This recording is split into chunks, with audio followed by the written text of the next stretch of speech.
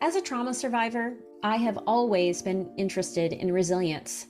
But growing up, I believed it was something that you were born with. Then in graduate school, I learned that it was a quality that we all possess and a set of skills we can all strengthen.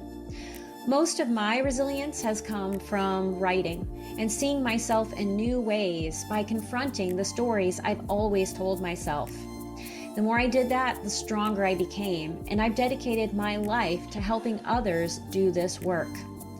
This podcast is for anyone who wants to understand their story and how to revise it, because when we do that work, we change the world.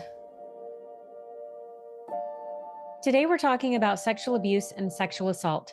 Please take care of yourself as you listen to or watch this episode. If you're a victim of sexual abuse or assault, please know that help is available 24 hours a day, 7 days a week at the National Sexual Assault Hotline at 1-800-656-4673. Many survivors of sexual abuse and assault silently carry questions with them about what happened. Am I truly a victim? Should I report what happened? If so, what are the steps? And how do I disclose this to family members? Join me and Cheyenne Wilson, sexual assault advocate and author of We Are the Evidence, as we answer these questions and explore the power of breaking the silence around your experience, the importance of healing in community, and how to find the resources that are right for you on this week's episode of the Writing and Resilience podcast. Let's dive in. Well, hello, Cheyenne. Welcome to the Writing and Resilience podcast. I am so glad that you are here today. Hello, thank you for having me, Lisa. I'm really excited to be here. I've been looking forward to this. Well, we are going to have a really important conversation. And I am so glad that you wrote your book, which I have here with me. We Are the Evidence. You also have it behind you, which I love. And so this is an important book about sexual assault. And we're going to talk about how people might use this book and also why you wrote it over the course of our time together. But I always like to give people a chance to share what they would like us to know about their project and also about you. Thank you. So, We Are the Evidence has been the passion and what has been my drive the past near decade of my life. Writing this book and making sure that this resource is available to those who need it is incredibly important because it wasn't available when I needed it. When I went looking for a resource, nothing like this existed. And being able to create that and get it to those who need it has been a huge honor, honestly, in my life. Yeah. And I am so glad that you wrote it. And as I was reading this, I was thinking, I wish this had been available back when these things happened to me, which of course this was back in the 1970s and 80s. So we're talking quite a while ago, but we need to be having these conversations and we need to bust through the myths, which is one of the things that you do in this book. And we're going to get into the book in a moment, but I was curious about this when I got the pitch for you to come on the show. And as I've been reading this, so many people who are listening to this podcast are memoirists. So they're writing about their own story, which is a powerful thing to do. That's not what you did. So can you walk us through why you chose to create this book versus a memoir and how it's doing a different kind of work for all of us? Absolutely. I love this question. So I remember there's two moments where I knew I wanted to write this book, and both times it was out of frustration that this resource didn't exist for me, to be honest. Mm-hmm. Like I was upset that there wasn't a comprehensive book that I could use to help me understand what I had just experienced, Mm-hmm. if I could report, what that would look like, going to court, preparing to go to court, healing afterwards, what options I had for moving forward. That didn't exist. And so there's two times in particular where I remember wishing that it did. And one was when I was getting ready to report. Because for a long time, I dismissed my Mm-hmm. personal experience as assault. And I thought I asked for it. I just kind of pushed it away until years later, I found a document that told me that it's more common to be assaulted by someone you know. And Mm-hmm. that one thing, if I had known that, I would have reported probably so much sooner. Yeah. But then I didn't know how to report, so I'm trying to Google it, and my trauma brain is flustered and confused, and I just wanted something to help me instead of navigating it blind. So that was one moment. The next moment was I lost my case. So I took my case to Mm-hmm. court and we lost. And I locked myself in the bathroom and I was just having really big emotional moment. And I knew I wanted to write a book to help people know how to move forward, because I kept Mm, thinking if I had reported sooner, I maybe would have won the case. And it's not that that's what it's about, but it could have helped. So that's why I wanted to write a prescriptive nonfiction book. And I wanted it to be something that might not have all the details, but something that could at least get people started and answer some questions and direct them to where mhm, they need to go. And writing a memoir and sharing my story never felt right for me. I never felt like sharing my story is what I wanted to do. I wanted to help people feel comfortable sharing their story with who they needed to, because it's about all of us. There's so many of us who have experienced this. yeah, absolutely. And Mhm.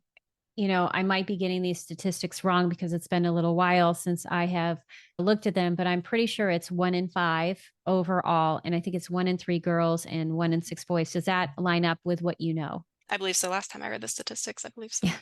Unfortunately, they keep changing as we learn more. And Hmm. so, you talked about something just now that I think is really important. You reported Hmm. and you took this to court. Obviously, the outcome was different than perhaps you wanted. But Hmm. one of the things you talk about in your book is the importance of holding people accountable Hmm. and how just that can be empowering. So, Hmm. what was that like for you to go through that experience, to report? And obviously, I mean, I saw the look on your face. And Hmm. if people are watching on the YouTube channel, they're going to see that. How did you go from what I'm imagining is the devastation of losing the case to being fired up and empowered enough to write about this in that way? So again, I had just lost my case and I was being walked to the car trying to hold it together, because when you're in court, you Hmm. can't really show big emotions. And the bailiff was a wonderful woman and she was walking to the car with me. And she started crying and she told me that she had been assaulted and she Hmm. had not told anyone. She had not reported, she hadn't talked to anyone about it or disclosed to her family or her loved ones. And how it was because she didn't know she could. She didn't know her options, Yeah. and she hadn't seen anyone else talk about it because sexual assault wasn't talked about for a very long time. Hmm. And I think that moment, seeing that I could help her feel seen and maybe help her on her path to healing and disclosing, really helped me feel drive to do the book, to write the book. And throughout this process, there's been a lot of times where I'm not sure if I wanted to finish, where it got really frustrating and Hmm. overwhelming. And hearing from survivors who follow me on my Instagram account saying how much it helps them, that kept me going. So honestly, Hmm. just knowing I can make the road a little easier for someone else than it was for me, or for a bunch of people who didn't have a resource, that's what really kept me going. Yeah, and I love this resource because you take us through a number of different things. You take us through the myths around sexual assault so that people can begin to look at what their experiences are and say, is this assault? Is this abuse? Or was I consenting or not? And what does consent really look like? And then you take us through the reporting process, through the legal process, which is a mystery for most people. And then, looking at how can you heal regardless of what happens. And I love that you have that arc of all of these different ways that people can use this book. And it gives us a way to not just heal ourselves, but to talk about this because you talk a lot about community and the importance of connecting with the sexual assault community. And tell me more about that. Why is that so important for survivors and why was it important to you? I think sexual assault for a long time, is starting to get better, was looked at something that was committed by a stranger in a dark alley with Hmm. a weapon, very violent. And that's the image I had in my head. And so some of the things that I did after the assault that I didn't know were common, I wouldn't have known were common unless I had connected to the community. And talking to the Hmm. community and finding more and more survivors and hearing how different the stories can be, but also some common things. So for Yes. example, like the friend response, that is something that a lot of people experience, but no one talked about for a very long time. And the friend response is where you might appease the person who's harming you. Hmm. You might even go back and initiate sexual contact with them or any kind of contact after the assault in order to feel a sense of control. But that sounds wild to so many people until you realize it's an experience a lot of people had and a trauma response a lot of people had. And in the community, you can find people that you can connect to. It helps make your story feel less unbelievable. You can start to believe Mm-hmm. yourself more. I think that's part of what's so important. Because even today on social media, we posted about how just being married isn't a sign of consent. Right. And the conversations that spark because of that, because so many people, if they're living alone or they're isolated, they might not know that. And so then seeing all Mm-hmm. these responses from other survivors saying, my spouse thinks that it is consent and I'm really frustrated or I'm scared or I'm confused, seeing Mm-hmm. that helps you feel more normalized. Post. I was so glad that you had that. One of my clients, Tia Levings, just published her book, A Well-Trained Wife, Her Escape Oh, from Christian Patriarchy, which is mhm, kind of making the rounds. And that is a huge piece of her book. And I think some mhm, people have been socialized to believe that once you're married, you give up, the right to say no, that that's no longer a piece of your experience. And you are absolutely right. You need to consent every single time, no matter if you're married or not. Rape can happen in marriage. mhm, And I think, yes, having these conversations is so important. And I can say for myself, I was sexually abused or sexually assaulted by 4 different people by the time I was 18 years old. And when I was I'm trying to think of how old I was, 26 years old, I started to really deal with what had happened to me. And prior to that point, I had told myself a number of stories that, if the person is under 18, it can't be sexual assault or abuse because that happens. Adults commit these crimes. mhm, People under 18 don't commit these crimes. And because I had regular contact with that person, and this happened for a long time in a couple of these cases, that I was consenting, or maybe it wasn't as bad as I thought. And when I went to a sexual abuse treatment program that I was a part of for an entire year, this was not inpatient, this was an outpatient program where I worked with, I think there were 30 other survivors. And we began to talk in large groups about our experiences. And then we had small group therapy. Like you, I found that there were so many commonalities between us, and it normalized my experience and it helped me own my story, like the reality of the story. And I think, at least for me, what I can say is that, the first day that I went into that room for that mhm, program, I almost left because being there made it real. And that was really scary. And I think that's important for people to hear. It's going to be scary, and that's mhm, okay, because what happened was this woman saw me get ready to leave, and she mhm. came over, and I'm going to tear up now. And she wrapped her arms around me and she said, "It's okay." And knowing that she was there and that she got it, and that maybe she wanted to leave the room too when it was her first day, helped me know that there would be someone there. And I think that is so important, because people who are not survivors don't always get what the experience is like. Whew. That's beautiful. And I think of what that woman was able to do for you by seeing you and Yeah. telling you to stay and that it was safe and that you're wanted in this space. And then how like, I know you've carried that on and that like little drop that just ripples out. And Yes. I think that's what community does, is it helps create all those ripples and brings us together. That's a beautiful story. What a cool program to be part of. That sounds really healing.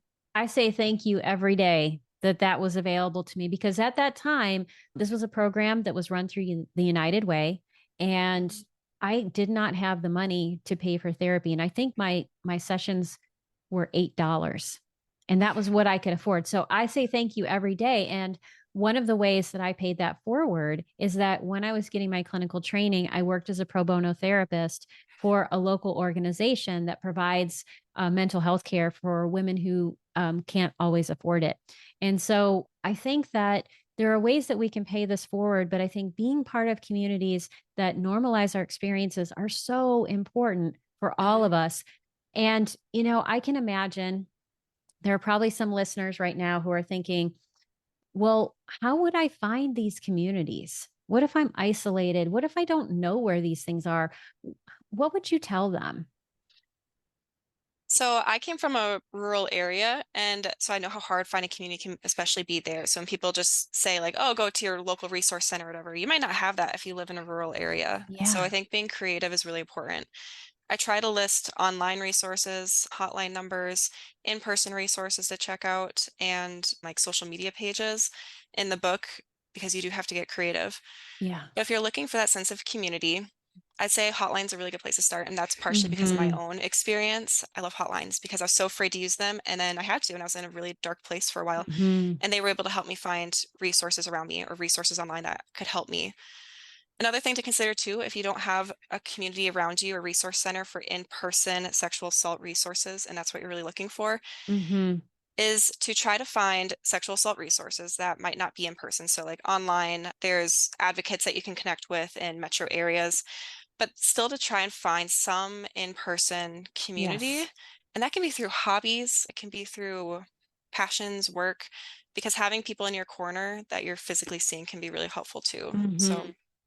thinking outside the box is really big. And social media is great too. I really think how far social media has come, and there's, negative sides to it also, but there's a lot of positive resources. So looking into those on Instagram, Facebook, of course, following like internet safety guidelines, being safe, Yes. vetting, making sure you're following good resources, but that can be a helpful place to start too.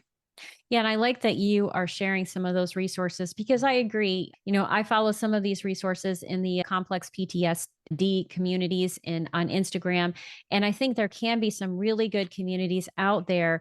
You do need to vet them Hmm. because someone can just start saying things and feel like they know what the truth is, and Hmm. maybe they don't have the training to truly understand the complexities of your situation or of situations around this at all. So I love that you're sharing those resources. So people need to follow you on Instagram and they need to get your book so that they can find those because I totally agree. In person is the most important, even if Hmm. you're not talking about what happened to you. Being in community with other people is how we feel safe. I recently Hmm. did some training on polyvagal theory and I'm doing some Hmm. research on that. And for those of you who don't know what polyvagal theory is, I'll put something in the show notes and I'm just going to share the bare basics is that this is a way of thinking about our nervous system and how we respond to stress. And the most important thing that you want to do is make yourself feel safe. And when you are in community with other people, it actually helps to engage your parasympathetic nervous system, which is the part of your nervous system that helps you rest and digest and feel safe, which is so nourishing for your body. So you want to make sure that you do that. Yeah, absolutely. And it can be hard because so many of us experienced sexual violence within our community. So Yeah. branching out and building that community can be scary at first, but it has so many benefits. And again, being creative, thinking outside the box. My therapist actually even suggested I look into D&D groups just to Nice. build community of people who had similar hobbies. It goes really far. Yeah. And I love that idea of, make a list of 10 things that you love, Mhm. all of you out there, if you're listening, 10 things you love, write them down, and then look to see how can you connect with other people in your area around those things. And you can use that as a starting place, especially if there aren't resource centers around you. But I also love the idea of the hotline because if you are in a dark place, you really do need to talk to someone who doesn't just know your experience, they know how to hold space for it and they know what to do. Mhm. Absolutely. And writing about the hotline in the book, because I give a little bit of my experience with it and just that I used it, felt very vulnerable for a while because there's some kind of stigma around using hotlines, and Hmm. I don't know where that comes from, and maybe it's just me, but having someone I could talk to who is trained to have that space and hold it for me, and I could just talk and get resources helps so much. It really helped me to decompress and feel seen. So I really advocate for using those when needed. And I agree that there can be a stigma around that, and that people think one of the biggest fears is that if I call these places, maybe I'll get locked up, or, Hmm. maybe it means something about me. And I can say, in terms of suicide hotlines, because I have called them a number of times, not necessarily for myself, but when I was a clinician, I would call them and say, hey, this is a non emergency call. I want to know more about your resources. I want to know about these different things. And they were so helpful. And so if you know someone who is struggling, you can call these places, tell them it's a non emergency call. How can I get resources and get familiar with that? And the more we all get familiar and comfortable with these hotlines, the more we can use them because they're going to become something that feels safe. Mhm. Absolutely. So, as I was reading your book, I could easily see how this book would be really helpful if your experience was recent. And Mhm. so I'm going to ask just a very general question. How long ago was your assault? Like how many years? It was 10 years ago. Okay. Mhm. So 10 years ago. And I know that books take a long time to write. Mhm. So how long did it take you to write this book? I was doing the math with my writing coach and mentor this weekend. So I think I started in 2019, and that was the early stages, like so writing the outline, the table of contents, all of that, and then writing the book proposal. But I really started the project, I think, in 2019, and Hmm. then it got picked up in 2022. So it took me like a year and a half to actually write the book from there. Hmm. Which for anyone who's working on memoir is going to say, what? Because memoirs tend to take so much longer, but narrative nonfiction books are a little different. But yeah, so 10 years is a good period of time, Hmm. but it's not 30 years. Hmm. And so I know that some of the people who listen to this podcast may have had an experience of sexual assault or sexual abuse when they were young. And so many decades have passed. And so, how would you invite them to use this book? Because I could see a number of ways, but I want to hear what you think. Yeah. And I'll say from the early stages of writing this book, I met this woman who had been assaulted when she was in college, and she was in her late 60s, early 70s, I believe. Hmm. So it had been a long time, and she hadn't told a single person Hmm. about her assault ever, her entire life. And she told me after hearing about the book, and I kept her in mind while writing it because my goal Hmm. really was for this to be something that anyone can pick up and gain some value from it. Yeah. So part of that for me looks like having a really detailed, expanded table of contents. And so Yes. if you look at the book, I wanted it to be something you could open it, find the topic that applies to you, and jump right to it. So the Hmm. whole book in its entirety might not be for you, but there will be parts that hopefully can still be of benefit to you. And we're all still healing and growing and learning, Yeah. and we are all still being advocates. And I think the book can be helpful in those ways. So, for example, I try to include some ways to think outside the box for healing because what Hmm. works for one person might not work for another, different types of therapies that are available, different ways to look at building relationships and community. I try to include things like that.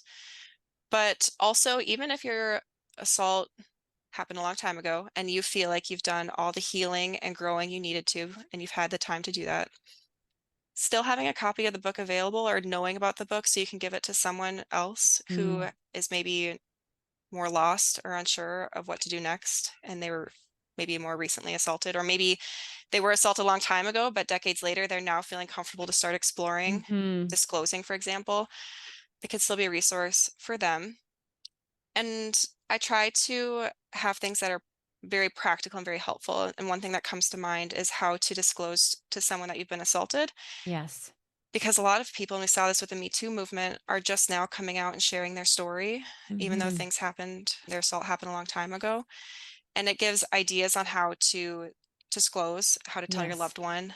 Because I don't know about you, but every time I still say that I was sexually assaulted, it Yeah. like that opens a wound. That's hard. And I've done a lot of healing. So, Yeah, absolutely. And I think, that disclosure process is really important. And I loved how you even created some scripts that people could mhm, use to help them find the words. Because one thing that can happen, especially with sexual assault and sexual abuse, is that there is so much shame, mhm, so much stigma around what happened. And in some families, I will say the victim, even if they say something, can be dismissed because of family dynamics and a wide variety of things that can happen. And that can compound the shame. So, having mhm, someone help you find the words is really helpful. And I love that you have the table of content set up the way you do, and that there's a lot of white space, mhm, and it makes it very skimmable. It makes it very easy to look for different things and find the resources you need. So, you can customize your use of this book based on where you are. And, I could say for myself as I was reading this, I was thinking about my own disclosures, like who have I told, who haven't I told? And, you know, would I ever try to take anything to court? And in my case, it's been so many years. I think it's far past the statute of limitations. I actually looked them up for the state of New York, and it is past that. But I think even if you don't take things to that level, being able to explore and think of what might have happened if I did that, and how do I know if disclosing or not disclosing is the right choice in, specific situations or with certain relationships, or whether or not to report. Being able to explore these things is empowering, because it made it really clear for me that, I mean, at this point, even if the statute of limitations were different, which I know some states are trying to remove those, I don't know if that would benefit my life and my healing Mhm, at this stage. I think it could actually cause more harm. If mhm. they were more recent, it may be different. So I love that you had that in there, and that it allowed me, even a person who's done a lot of healing and has talked about this before, to explore these issues again. Mhm. Yeah, thank you for sharing that. And I think having information is so empowering. And so hopefully readers can go through this and get the information they need to feel more more confident in the decisions that they're going to Mhm. make moving forward, or process some of those decisions they've made in the past and have a better understanding of why they made those decisions. That was a big thing for me when I was writing the book. I think I had it taped up somewhere that said information is what empowers people. And so Yes. having that's really helpful. Absolutely, especially since most of this is shrouded in silence. Hmm. Yeah. Yeah. And with the information, I tried to balance it out with having sections that were written by survivors to Mhm. show that validation and that empowering piece also that comes from hearing survivor stories. So hopefully there's balance there too. So even if the information might not be something that you're needing right now, the empowerment and the validation of the other survivors could still bring some value, I would hope. Absolutely. I love those stories. And I think, you know, having this story written is proof that healing happens, Mhm. because we can't heal if we're not willing to confront our stories in whatever way we can. And, when you were trying to recruit these survivors, what process did you go through, and what did people tell you after they'd written their stories? Yeah, so I have experts that contributed, and honestly, getting them and finding them and coordinating them was a little trickier than even the survivors. I found so many survivors who wanted to share their story, especially knowing it can help other people. And that's just something I love about this community and I love about being part of, yeah, the survivor community. There is so much drive in everyone to help each other and to Yeah. make the process of healing or reporting or any of it just a little bit easier for the people who come after them. Mm. I love that. So the survivors, I reached out to people that I knew personally because I also realized there was some risk in writing for a book that Mm. was going to be published. And Yeah. so I knew most of them personally, and a couple others I knew through social media and building relationships there. But everyone was really willing to and wanted to share their story, which was beautiful. And again, just says so much about how much we want to help each other. Absolutely. What was the most surprising thing that happened when you were writing this book? On a personal level, I think realizing how much healing I still had to do on my own. Mm. Like, I didn't expect that. I thought I was good to go. I'm really good at compartmentalizing things. But to write a book about this topic, especially if it's something that you've experienced personally, you can't compartmentalize it all. You have to be able to open up that box that says my story and Mm. look inside and say, what does that person need to hear? Like, what did they need at that time? And that was really challenging in a surprising way. Yeah.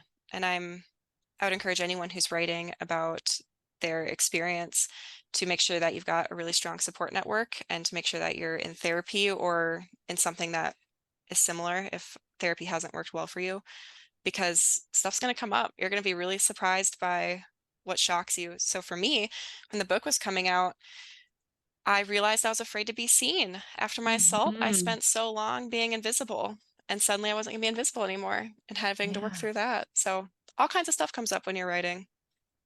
And that is a huge thing that so many writers face, especially if they have trauma in their background, whether it is sexual assault or something else, is that, Mm-hmm. you know, traumas often happen in places where we are either our pain is not seen Mm-hmm. or we are seen in a way that's very negative, which is what happens in sexual assault and sexual abuse. So it's very common for the act of being seen, publishing your work, which is supposed to be the pinnacle of everything, to be a terrifying moment for people. Yeah, I had to work through that. I'm still working through that. So, who's on your team and what's one strategy you're using to work through those things? I have a therapist that is wonderful. He's wonderful as a support for me. And I do like to throw out there that I've tried lots of therapists, and it took me a while to find one that challenged me and also like we could communicate effectively. So don't write off therapy just because one therapist didn't do it for you. So I've got an amazing therapist. I'm very fortunate and have a very supportive partner who is my number one cheerleader, and then a family that does everything they can to support me. And then I really try to hold space for me time, which can be Mm. hard, but finding quiet time to do things Yeah. I enjoy, to make sure I'm connecting with myself, that's really important. That is so, so important. And you just brought Mhm. up something that I really want to unpack for just a second, if that's okay. And Yeah. that is the concept of finding the right therapist. I say that because not every therapist is right for anyone, Hmm. but there are many of us who've had bad therapy experiences, and that can turn people off or feel like, oh, maybe therapy works for some people, but it won't work for me. How did you know that this therapist was the right therapist for you? Well, again, I tried several, so I knew which kind of therapists weren't going to work for me, and that helped having some of those negative experiences to compare it to. My therapist I found was the right one for me because of how he communicated right away. He was very upfront and direct, which my trauma brain can't handle wondering about things. Hmm. He was wonderful at setting great boundaries in the beginning, so I knew what to talk about and how I could talk about it, how to reach out to him. So I felt very safe and secure from the beginning. And then for me, and this is probably part of where I'm at in my healing, I really wanted someone to help me understand my thought patterns and my behaviors and how those Hmm. connected and work on trying to have more like how to modify those to be healthier.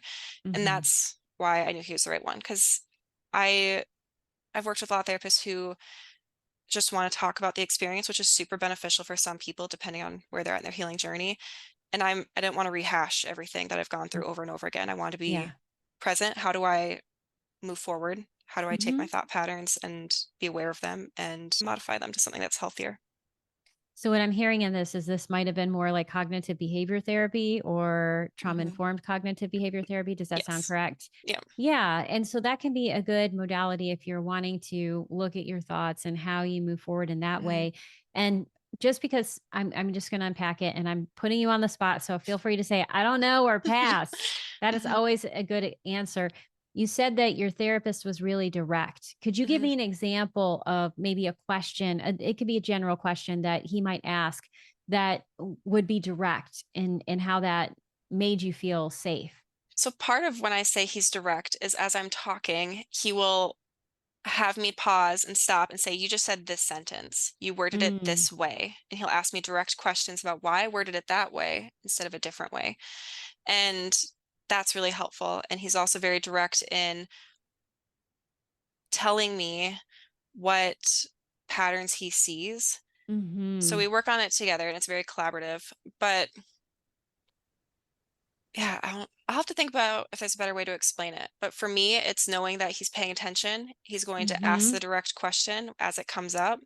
And I don't have to, yeah, I don't have to just like talk about my experience ongoing over and over again. That's really Yeah. helpful. Hmm. No, I love that. You had a beautiful and perfect answer. What I heard in that was that the fact that he stopped you showed that Hmm. he was actively listening to you. Hmm. And then he had you unpack something Hmm. and you did it together. Hmm. Whereas I think one of my earliest experiences with a therapist, and this person was good in certain ways, but I really didn't feel safe in this way, is he always had this notebook And Oh, so he's mhm. writing in the mystery notebook, Oh, and you no. don't know Yeah. what's in there. And he never said anything. And I think that was the style of therapist he was. Mhm, But allowing yourself to decide whether or not you're comfortable with a therapist is important. And what I mhm, tell people, as someone who worked as a therapist, you have the right to interview people. mhm. You can, Yes. say, I'm not sure if you're the right person for me. Could we have a meeting? Will you have to pay for that meeting? Probably. It's not fair to ask someone to give you an hour of their time for free, but they might give you 15 minutes, Mhm, some sort of consultation. And you can ask questions like, how familiar are you with sexual mhm, assault and sexual abuse? How do you treat these things? mhm, What strategies do you employ? And I will even ask people, and this is just me, and they may say yes or no, do you have personal experiences with sexual abuse or sexual assault? Because for some survivors, those kinds of things are important to feel like you don't just know this at a book level, you mhm, understand the experience. And if someone is willing to answer that, they're going to answer in a yes or no fashion. They're not going to share their experience because that would be inappropriate. But being willing to ask those questions is important. And like you, I think for me, back at that time when I was in that sexual abuse treatment program, I did share what my mhm, story was and I did share specific things that had mhm, happened. And that was helpful at that time because I think mhm. I needed to build language around the experience. But that saying that over and over and over again is not helpful. That reinforces the neural network in my brain around trauma. And so, whether you're working on this, in terms of thoughts, right, and behavior patterns, which is one very acceptable way to work on it, or you work on it more somatically, like Mhm, really looking at how does this impact my nervous system? How mhm. am I feeling in this moment? What makes me feel safe or not? Both of those things can be really helpful. And I would say for most trauma survivors, dealing with the nervous system is as, if not more important than necessarily processing the full story. Yep, I agree with that 100%. I think understanding your triggers, how to work through them, how to move through them, and understanding your nervous system, that's way more important. There's a there's a place for talking through your experience and Hmm. working through it. EMDR is incredibly helpful, and that includes a lot more Yes. of that. But I think challenging yourself to understand how the trauma's impacted your life and how to get some control back over that and understand it Hmm. is really, really helpful part of therapy that I think people don't always expect. I think people sometimes when they're hesitant to go, they think they're just gonna have to talk the whole time, and there's so many different types Yeah. of therapy to try. Mhm. Absolutely. And when I was a therapist, sometimes people would say, I'm here to talk about my worst trauma. And they would say this on day one, Mhm. expecting for me to say, like, go ahead, share it all. And I Mhm. would say, stop. Mhm. I would say, stop. We need to know more about you and your Mhm. resources and how you handle things. And we don't go there on day one. And yeah, I agree. And if you are writing and you're Mhm. thinking, I'm just going to write my story and Mhm. that's going to make me feel better, it may or it may not. It may bring up a lot more feelings. And what Mhm. I would invite anyone to do if you do decide to write your story, and I'm not suggesting you don't, you need to make space around the time when you do it so that you can care for yourself, that you have other people who are there to support you, whether that's a therapist, a body worker, or really close friends who are able to support your feelings. And you need to focus on how you're making meaning now Mhm. of the experience. It's not just about what happened. You Mhm. need to write about how did you cope? Mhm. How do you see the world? What strengths do you call upon now? And did you call upon then to be Mhm. able to survive that situation and to thrive now? Absolutely. I mean, very similar again to EMDR. EMDR, you're not supposed to just jump into it. You're supposed to Right. first set up your safety like network, your plan, and Hmm. understand like what you're going to do after a very exhausting day of processing your trauma. And I would imagine that's something similar you would say to people who are writing about their experience specifically is you have to have a plan in place for how you're going to process the days that are really hard after writing. Absolutely. And I Mhm. also say start with your resources because Mhm. resourcing is the first step in EMDR. And so you really want to understand where your resources are, what is your safe space, and how are you going to get yourself back to that? Well, Mhm. we could be talking I forever know. about this. There's so many great things, but I Mhm. always like to wrap up with a couple of questions. Mhm. You've talked about how you cope, so I think I'm going to pass that, but you wrote this book in a year and a half. Okay, Mhm. that's super fast for books. Bravo, especially since it's so good. And you worked with a book coach. So, what's the best piece of writing advice that you have received? Mhm. Yeah, so I wrote the book in a year and a half, but we had it pretty much already structured completely out 'cause in the process of publishing, you have a book Mhm. proposal. So the book was almost written. It was kind of just like filling in the rest of it for that last year and a half. But the best piece of advice I think I got was I think knowing your why, like why are you Yeah. writing? Are you writing this for you? Are you writing it for someone else? And what the purpose of writing is. I think fully understanding Mhm. those two things really helps you to write and get the results that you wanted. Because if you're not sure, if you're unclear, I think you'll get lost. I don't think you'll get as much from it as you could. So for me, like knowing I wanted to write this for other people, this was not really meant Mhm. something that I was going to heal through. Of course I did, but I was writing it for other people. And the why was because it didn't exist for me. Like those two pieces helped me know as I was writing what needed to be said, what needed to happen next, and what gaps I had where I had to find experts to fill them. Absolutely. And what I would say for anyone who is working on a memoir, a translation for that is first do it for yourself. But when you Mhm. are looking to publish, you need to understand your audience and you need to understand why is it for them. So I love that you have that why. So very important. Well, if people want to buy a copy of We Are the Evidence, how would they do that and how can they connect with you? Where the Evidence is available at all places you buy your books, really. So you should be able to find it anywhere. I always like to throw in a plug to support your local bookstore. That's really important. And then feel free to reach out to me on social media or on my website. My email is there. And especially if you're writing or have published, I love to share the work that other people are doing because we have to stick together as writers who are talking about such a heavy topic. We have to support each other, spread the word, and I'm always happy to talk to someone who's in that journey. Well, I love that. And I hope everyone buys a copy. And I hope they actually do three things. Number one, I hope you have a copy on hand for yourself for the times when you need this information so you stay educated and you can support others. I hope you buy a second copy for the person that you're going to meet someday who's going to need this information and you just have it on hand and you can hand it out. And number three, I hope that you ask for it at your local library because there is going to be someone out there who's going to need this who may not have the money to buy it. Yeah, the library push I'm very passionate about because someone can go in, check it out from the library. If it's not safe to go home with, read it there, return it, come back. So thank you for sharing that as well. Yeah, and especially in situations where intimate partner violence is happening, where someone is in a coupling situation, it may be Mhm. that they are trying to understand what's happening to them, and absolutely it's not safe. Mhm. Well, thank you so much for being on the podcast. It has been an absolute pleasure, and thank you so much for writing this book, Cheyenne. Absolutely. Thank you for having me. This has been wonderful. That's it for this episode.